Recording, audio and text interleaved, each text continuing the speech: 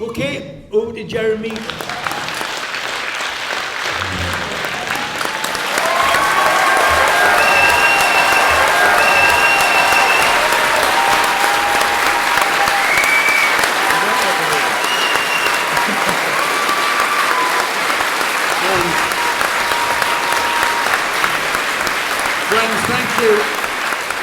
Friends, thank you very, very much indeed for that. This hall has seen great people speaking, and I can't come to anywhere on Merseyside without thinking of all kinds of great people and all kinds of great campaigns and disputes, but always I think of Tony Benn and all the work he did, both here and everywhere else, and we miss Tony, don't we? Yeah. What a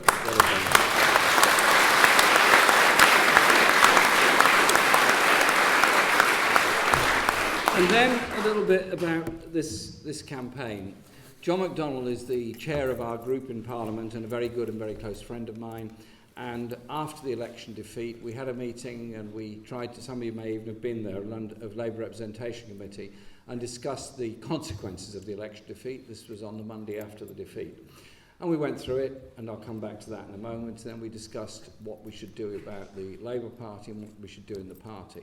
And we had discussion about whether or not we should challenge for the leadership or we should push for a policy debate. I pushed for a policy debate. I raised it at the Parliamentary Labour Party. I raised it in lots of places. I said, look, what we need is to examine where we went wrong on economic policy, where we went wrong on social policy, where we went wrong on the fundamental message we're giving to people. And by the way, I just always throw this in, we're still paying the price of 2003 when we illegally invaded Iraq. So think about all those things.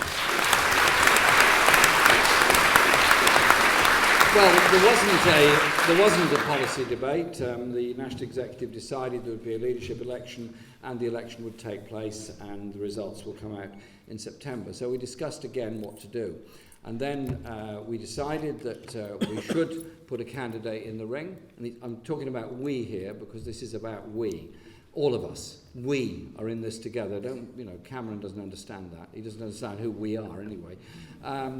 And so we decided to put up a candidate, and I was asked to undertake that task, and I'm doing that, and I'm enjoying it, and I'm doing my best to get a good, strong message out there. We are very, very serious about this. But when we put the name forward, we weren't even sure if we could get the 15% of the Parliamentary Labour Party to sign the nomination papers. And on the first day we got 11. I then realised that I hadn't nominated myself, so it went up to 12. So that was so we said there's a big surge today. We've gone from 11 to 12. We didn't bother to say it was me that was the surge. And then we got up to 18, 19, 20, 21, 22, and then we stopped. And a lot of young people did a huge amount of work, and a lot of Labour MPs thought very hard. A lot of young people worked really hard on social media over that weekend to get a crowd going, saying there has to be a serious debate. The Labour Party belongs to all of us, not just to MPs. The Labour movement was founded by very brave people, long dead. It belongs to us as their descendants. There has to be an opportunity for a real debate about the direction in which this party and the movement is going to go. And to their credit, a number of MPs, including Frank Field, agreed to nominate, and with lots of time to spare, 118 seconds in fact, we made it and we got to 36 nominations, so we're on the ballot paper and it's our campaign.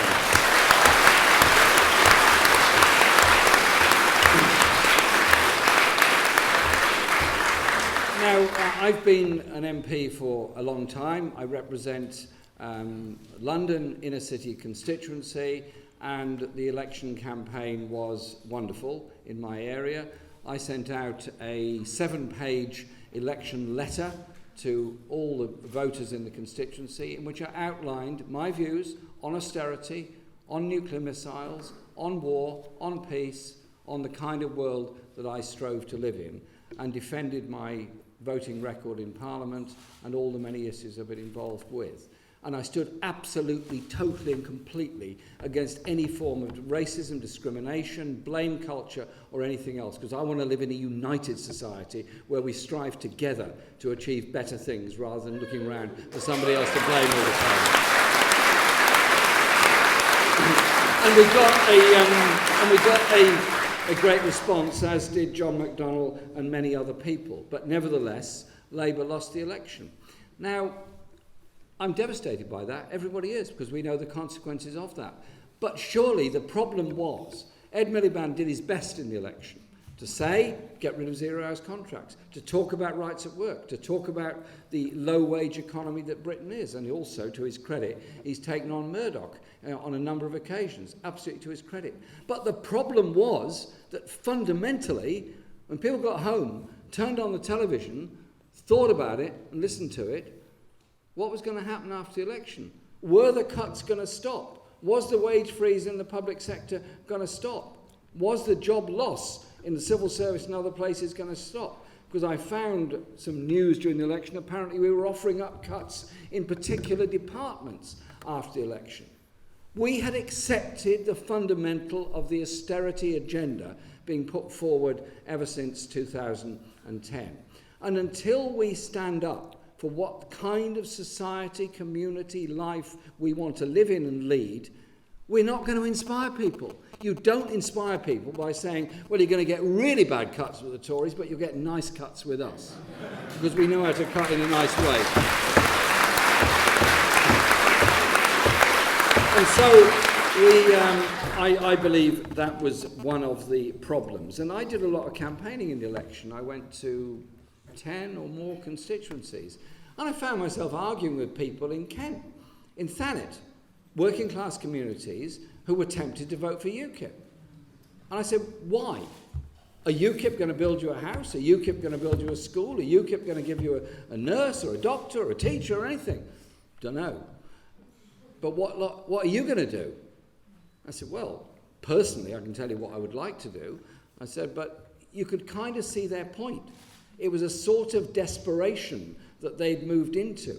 They knew that Nigel Farage is a load of hot air and a lot of nonsense. They knew all that in their hearts. But they wanted a Labour Party and a Labour movement to represent them, that spoke their language, that was going to deal with their problems of low wages, bad housing, unemployment, short-term working, zero-hours contracts, and all those kind of issues. And parents wanted to know that their kids were going to get somewhere to live, and that their graduate children, many of them graduate children, weren't going to be forced into unpaid internships or unemployment even after they've worked really hard at college and university to get qualifications. They wanted some kind of hope, and that surely is what the Labour movement has to be about and has to be able to offer. So it means understanding the nature of the society in which we live.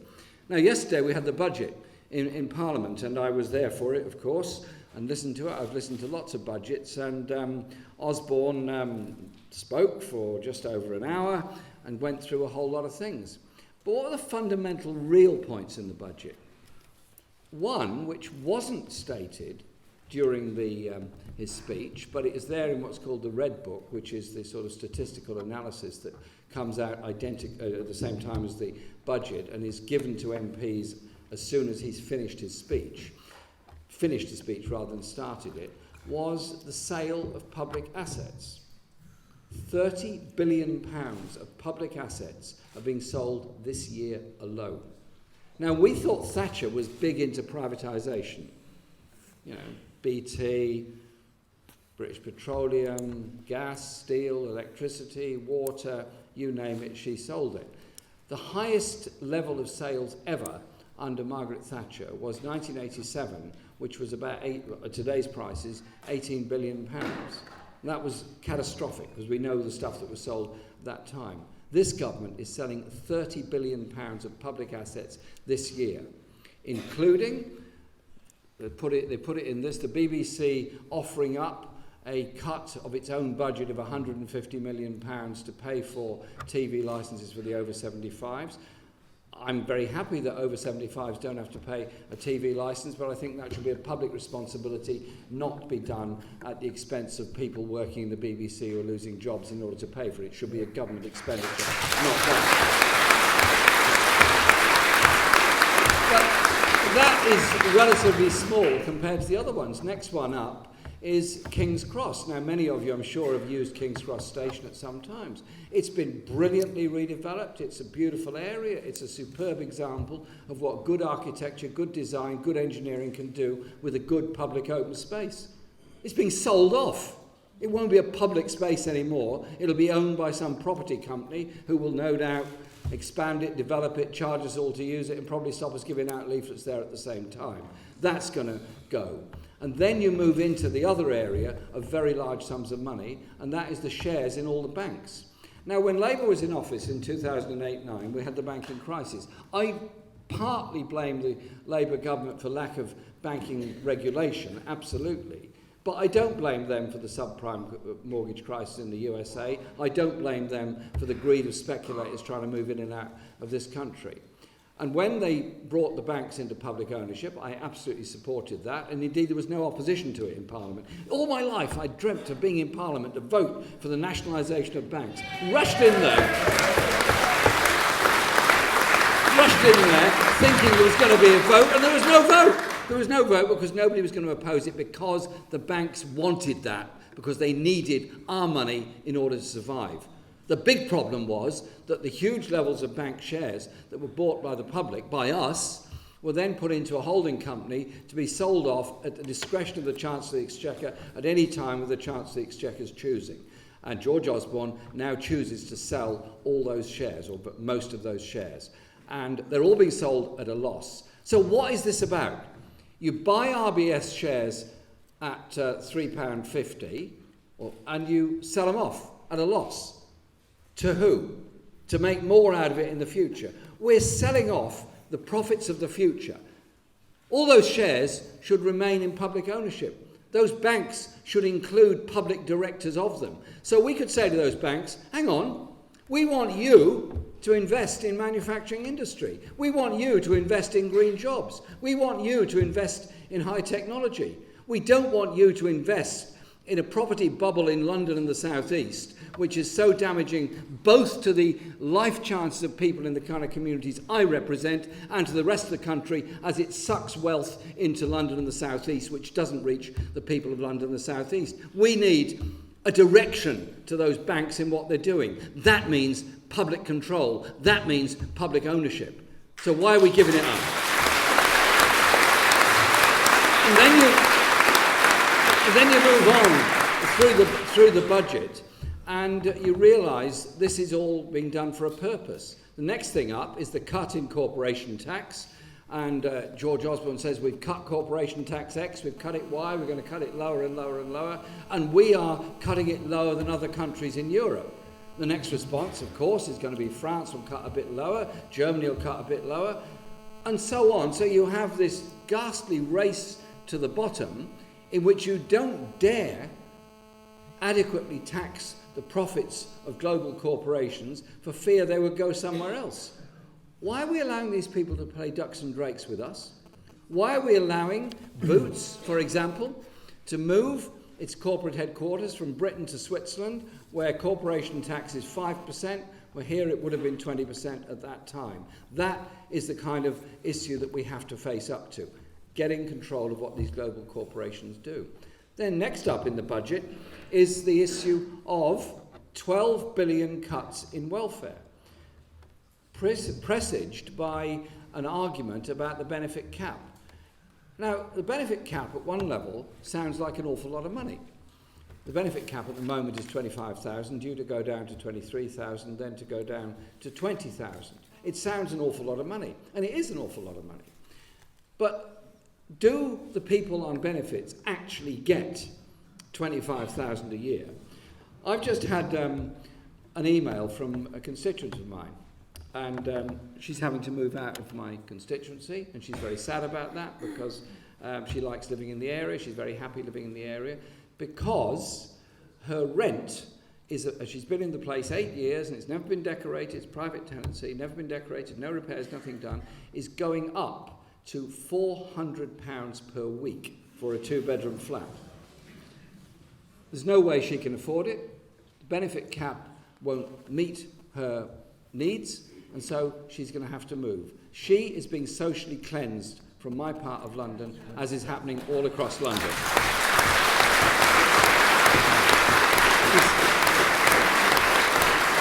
And so, in the absence of control of rents and the absence of building sufficient houses, then the only alternative to ensure people have somewhere to live is to pay a sufficient level of housing benefit to ensure they have somewhere to live. And so my response to that is we deal with the housing crisis not by forcing councils to sell properties. Again, my council has just been told it's got to get rid of its high-value properties.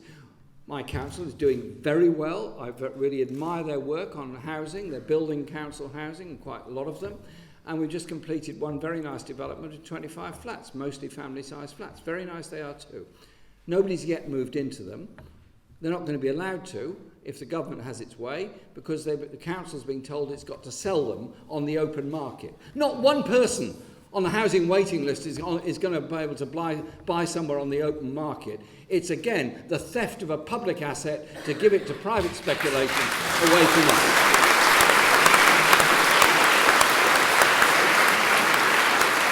And then councils have been told they've got to lower rents without any compensation to the loss on the housing revenue account. I've no problem with lowering rents, but I've got a big problem with lowering the housing costs, the housing finance that's available for local authorities to administer and improve their housing stock, and also forcing housing associations to sell places like councils with a £100,000 discount. I've done a study of the council places that have been sold. More than a third of those that have been sold in the last 10 years are now owned by quite large property companies that are renting them out on the private rented sector. It's simply wrong. It's not wrong that people want to own their own house. It's not wrong that people want to save to buy. It is wrong that we're ending up ripping off the public sector without providing sufficient council housing, that so many young people get nowhere to live, so many people still remain in overcrowded accommodation, so many people cannot move to any kind of place of choice because council housing stock as a whole has fallen down. We, as a party, did great work in the ideas of council housing, in the administration of council housing, in providing lifetime secure, affordable tenancies to everybody. This lot want to marketise it, privatise it, sell it. And what's the result, ultimately, of this? Why? In modern Britain, today, the fourth richest country in the world, are the people sleeping on the streets of every big city, begging on the seaside town.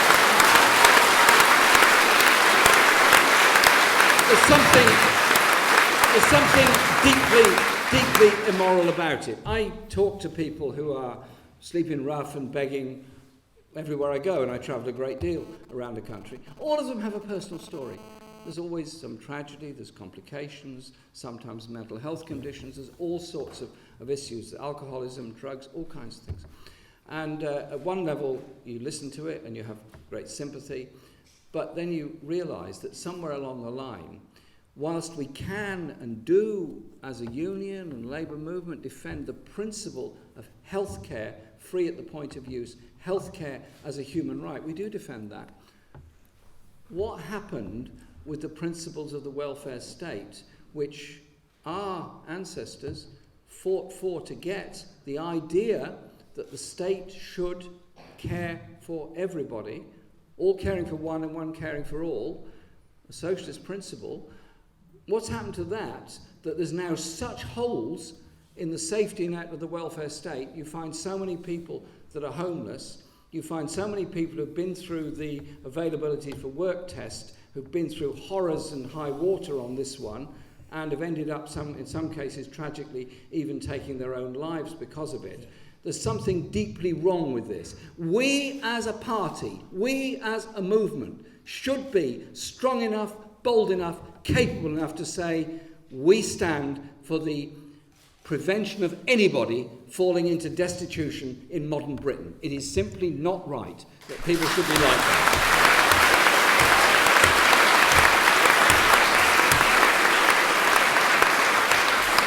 And so we have to put forward an economic alternative that is not one of austerity, that is not one of growing inequality in Britain. In the past 5 years, inequality has got worse and worse. The 100 richest people own the equivalent of the wealth of a third of the rest of the population. The inequality levels are the worst in Britain of anywhere in Europe, and getting worse, because that is the whole agenda of what the Tory party have got. Now, I understand what the Tories are about. I understand Tories. I know what they're about. They're wealthy, they're greedy, and they try to con everybody else into believing that they too can be wealthy and greedy and everything will be well. I understand that. I know where they're coming from. I've seen them around for a long time. You've all seen them around for a long time. I don't need any lessons from them. No, nobody does. What we do need is to be strong enough and bold enough to put forward a rational, sensible alternative, which is about valuing everybody. It is about making sure every child has a nursery, has a school, has a doctor, has hope. Everyone has somewhere decent to live. Every young person has a chance of getting a good job and developing themselves. So that means public investment. It means public participation. It means public development in industries and all the other things that go with it. But the agenda of austerity is really about re-empowering the very wealthy and re-empowering global corporations. Look at the threat of the Transatlantic Trade and Investment Partnership. It's not just to the NHS. It's to the whole principles of union organisation, of environmental protection, of rights at work and everything else. It empowers global corporations to take governments to court under the so-called investor protection scheme that's been put forward. And I think we've got to be very, very strong in opposing TTIP and the secrecy surrounding TTIP. But we've also got to...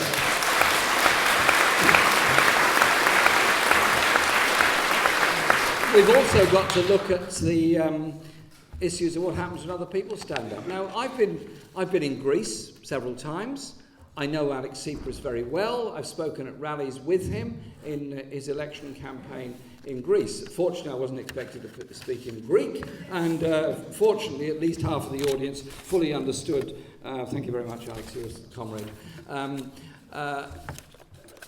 Understood English very well. Greece has been through hell and high water. They've had their banking system collapsed, not because the Greek people are greedy, lazy, or anything else that's being said in the papers. It's because they were forced into debt after debt. They were then forced into an austerity program which was unpayable. The government then fell. The right-wing government came in, it fell. Another government came in, it fell, because none of them could carry out the levels of austerity required by the European Central Bank. And so we reached a situation in Greece where the debt hasn't gone down in 5 years of austerity, it's gone up. It's gone up by almost 50%. And so Tsipras and the Syriza party eventually won the election and have done their best to stand up against the European Central Bank. And they're being told this is the last chance saloon. Well, there's been lots of last chance saloons. But I thought the result of the referendum last Sunday was amazing. Yeah. Because these are people that have been frightened. The banks are closed. You only take out 60 euros a day. There is mass unemployment. 50% of the young people are unemployed. There's mass poverty. But they said, hang on. We have a right to elect the government we want. We have a right to try and create the kind of society we want. And if even the International Monetary Fund says that debt is unpayable, then it pretty certainly is unpayable. I mean, I would have thought so anyway. And so I think we should send a message of solidarity and support to the Greek people in standing up.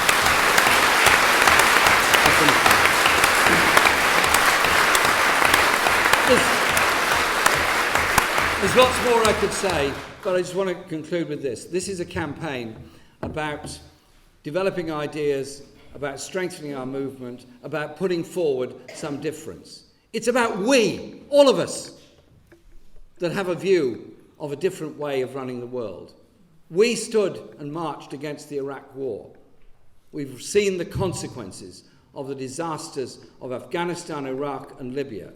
The growth of ISIL, as a result of that, partly as a result of that. And we've seen the victims, those poor people that are dying in the Mediterranean just trying to get to a place of safety.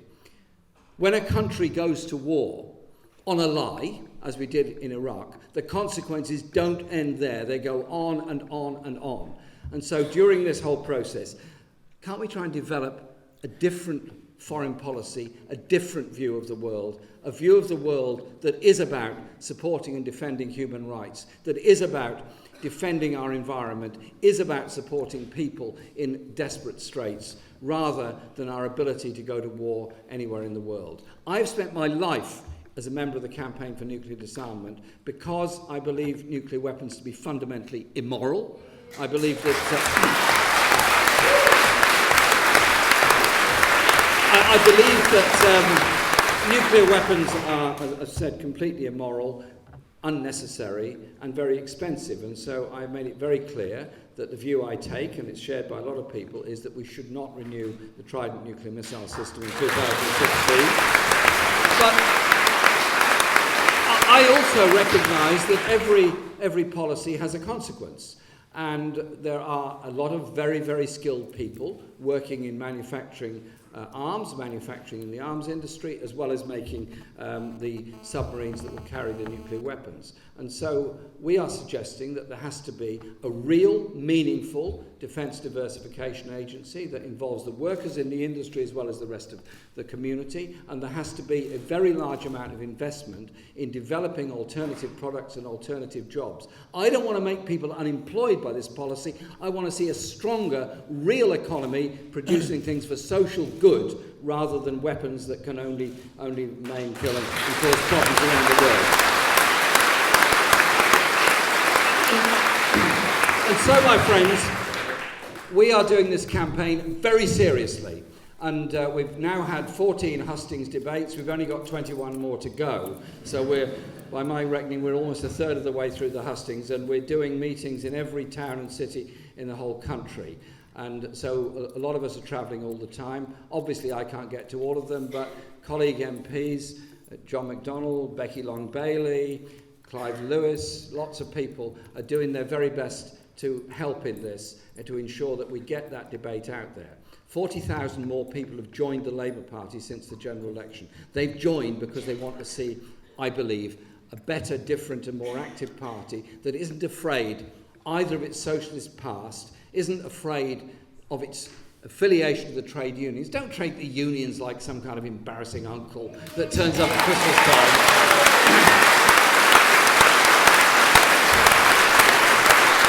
Treat the unions for what they are, a very, very important part of our community, and a very, very important political voice that's got to be given. So this campaign is enjoyable. It's very, very, sorry, it's not emotion, it's a dry throat. I don't do emotion, I do dry throats. And I just want to say, in conclusion, thank you very much for inviting me here today. Thanks for all the friendship and support that we are giving. What? Span the world with friendship. Brilliant. Excellent. Yes.